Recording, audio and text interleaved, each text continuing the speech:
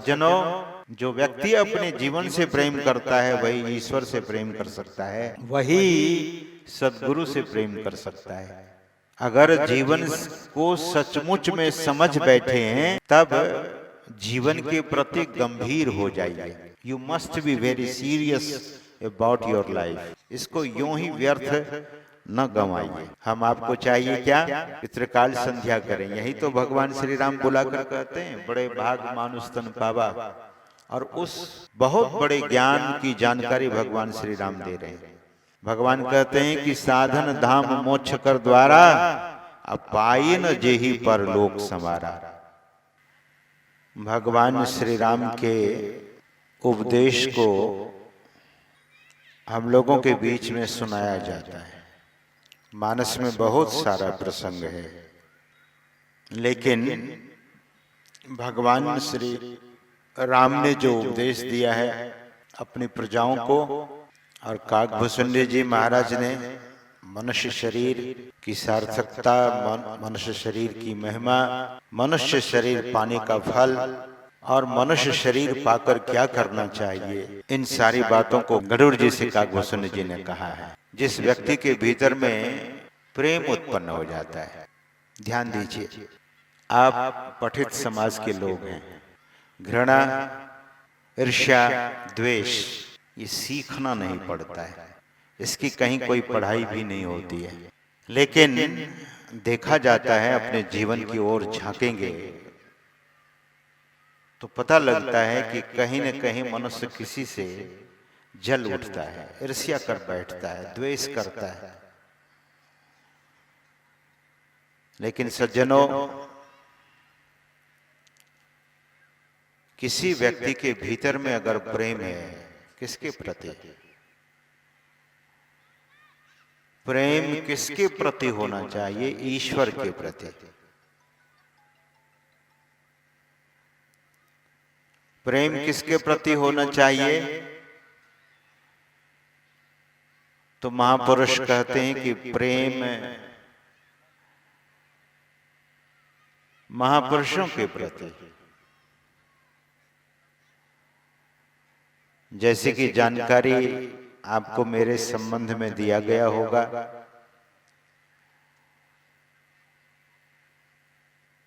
देवों की भूमि हरिद्वार, वैसे देव भूमि कहा जाता है, और संतों की नगरी, धर्म की नगरी हरिद्वार को कहा गया है।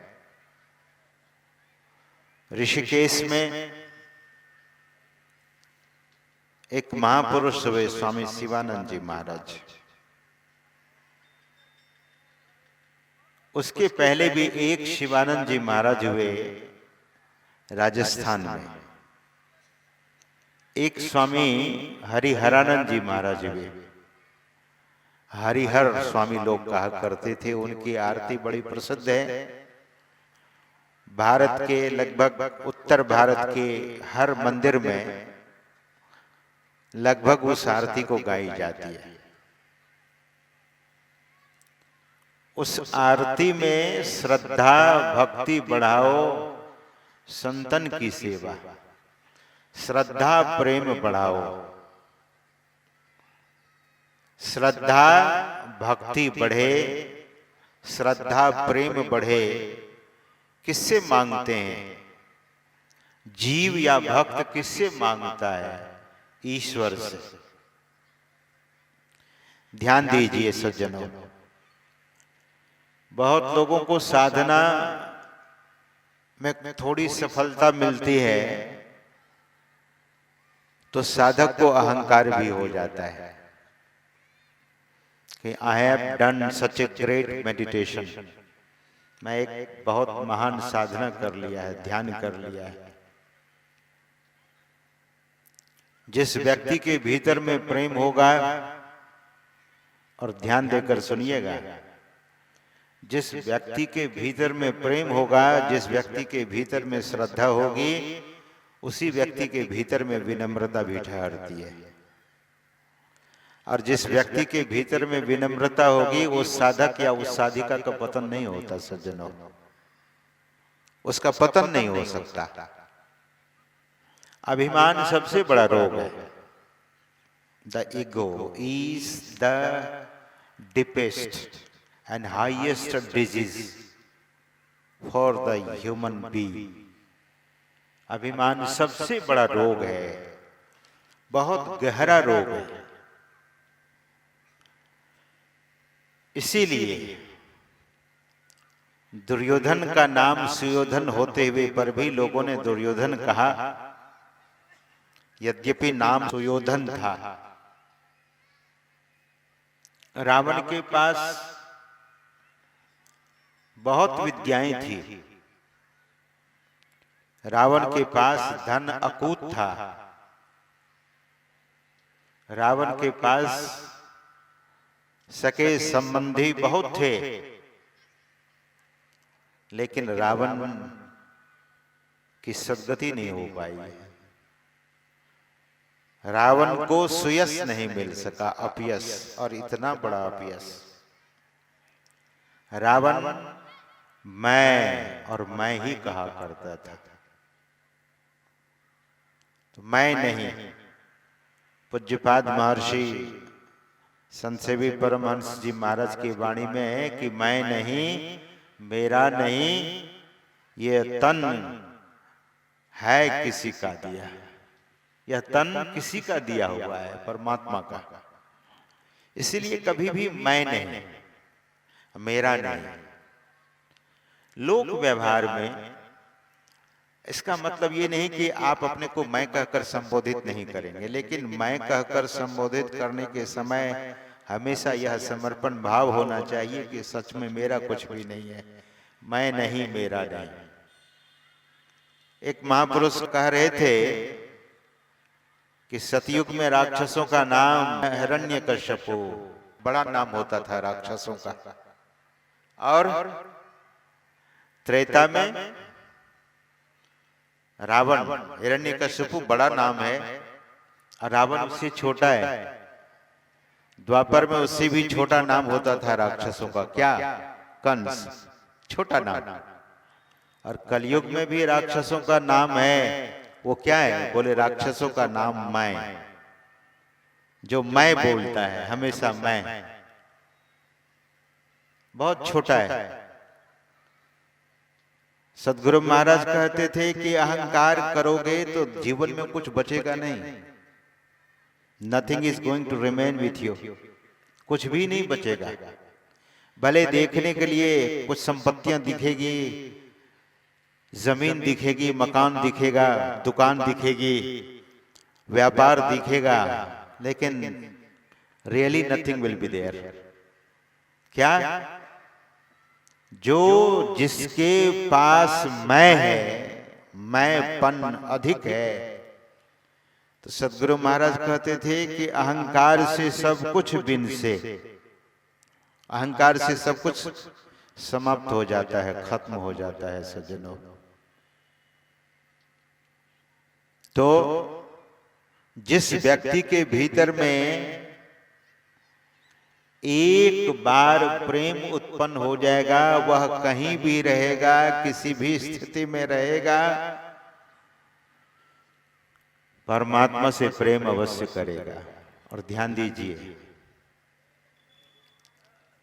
मनुष्य प्रेम तो करता है, लेकिन वस्तु से प्रेम करता है, संसार से प्रेम करता है, आसक्त हो जाता है। अगर सच्चा ज्ञान व्यक्ति को हो जाए, सच्चा ज्ञान मनुष्य को हो जाए, तो अपने जीवन से प्रेम करेगा। लोग कहते हैं कि आई केयर माई बॉडी, मैं अपने शरीर की संभाल करता हूं। शरीर की संभाल दानव लोग भी करता है, खाता है, पीता है, बड़े मौज मस्ती करता है। जो राक्षस वृत्ति के लोग हैं वे भी शरीर की संभाल करता है, लेकिन that is not in the intellectual way. बुद्धिमानी की बात नहीं है। जो अपने शरीर से प्रेम करेगा वो तंबाकू खाएगा, वो शराब पिएगा, वो सिगरेट पिएगा, क्या उसका आचरण गलत होगा? जो व्यक्ति अपने जीवन से प्रेम करेगा वो कभी भी गलत की ओर बढ़ेगा नहीं। और सज्जनों, जो व्यक्ति अपने जीवन से प्रेम करता है वही ईश्वर से प्रेम कर सकता है, वही सद्गुरु से प्रेम कर सकता है। अगर जीवन को सचमुच में समझ बैठे हैं तब जीवन के प्रति गंभीर हो जाइए।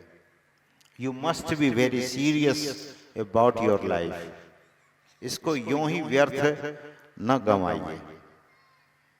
हम आपको चाहिए क्या कि त्रिकाल संध्या करें। यही तो भगवान श्री राम बुलाकर कहते हैं, बड़े भाग मानुष तन पावा। और उस बहुत बड़े ज्ञान की जानकारी भगवान श्री राम दे रहे हैं। भगवान कहते हैं कि साधन धाम मोक्ष कर द्वारा, अब पाई न जेहि परलोक संवारा। कुछ लोग इतने जीवन को घिस पिट देता है, फिर जीवन में सार उसे नहीं दिखता है। मखौल में जीवन चला जाता है, मजाक में जीवन चला जाता है, गपशप में जीवन चला जाता है। मनुष्य का जीवन कितना बहुमूल्य है, कितना कीमती जीवन है, जिस जीवन के संबंध में, जिस जीवन की महिमा का बखान भगवान श्री राम अपने श्रीमुख से करते हैं। भगवान श्री राम बिल्कुल समय निकालकर सभी को बुलाकर, प्रजाओं को, विद्वानों को, गुरुजनों को, प्रजाजनों को, सबको बुलाकर, अवध नगरी के हर एक व्यक्ति को बुलाकर भगवान मनुष्य शरीर की महिमा का बखान करते हैं। लेकिन मुझे नहीं लगता है कि हर आदमी भगवान की बात को मान लिए होंगे। संसार का नियम है, भगवान आए तो सही। भगवान श्री राम मनुष्य शरीर में आकर ने कहा, महर्षि वशिष्ठ के सामने आकर महर्षि वशिष्ठ के चरण को पकड़कर कहा कि गुरुदेव, मैं इस शरीर को धारण कर और प्रजाओं की गति को देखकर, प्रजाओं की मति को देखकर, प्रजाओं की सूझबूझ को देखकर मैं बड़ा हैरान हूं गुरुदेव। हमारी बात हर प्रजा नहीं मानती। आप हैरान होंगे, सुनते प्रजा तो सुनती थी, लेकिन ये विडंबना है कि इस मनुष्य प्राणी को मन स्वतंत्र दे दिया है विधाता ने। सोचता है अपने तरीका से, लेकिन जो दरअसल में ज्ञानी हैं, दरअसल में विचारवान हैं, वे सदग्रंथ पर अपनी आस्था रखते हैं। वे साधु संतों के वचनों पर अपनी आस्था रखते हैं। और सज्जनों, जिस ग्रंथ से, रामायण से, और ये रामायण है क्या? रामायण है रामः इति आयनः, राम का घर। यह जो ग्रंथ रामायण है, ये भगवान श्री राम का घर है। और घर में क्या क्या चीजें होती है? लोग हीरे मोती जवाहरात भी घर में रखते हैं। और इस रामायण में हीरे मोती जवाहरात क्या है? ज्ञान ही हीरे मोती जवाहरात है। इस घर में और कुछ नहीं है, भगवान का ज्ञान भरा पड़ा हुआ है सज्जनों। तो भगवान कहते हैं कि साधन धाम मोक्ष कर द्वारा, अब पाइन जेहि परलोक संवारा। साधनों का घर है और मोक्ष का द्वार है। लेकिन आंखें हम आपकी जब तक खुली होती है, सुबह से लेकर शाम तक संसार को ये आंख देखती है, कान जब तक जागृत है, तब तक संसार के शब्दों को सुनता है, संसार की बातों को सुनता है, संसार के विषयक और संसार के प्रपंचों को सुनता है। सज्जनों, कान और आंख, ये दो चीज संसार को कम्युनिकेट करता है। संसार आंख से अंदर आता है, संसार कान से अंदर जाता है।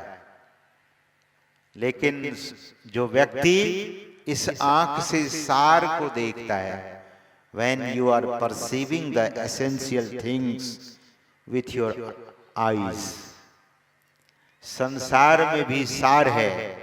और संसार का सार क्या है? तो ब्रह्मानंद जी महाराज कहते हैं, सत्संगत जग सार साधो, सत्संगत जग सार रे। जगत का सार क्या है? संसार में सार क्या है? तो संसार का सार है सत्संग।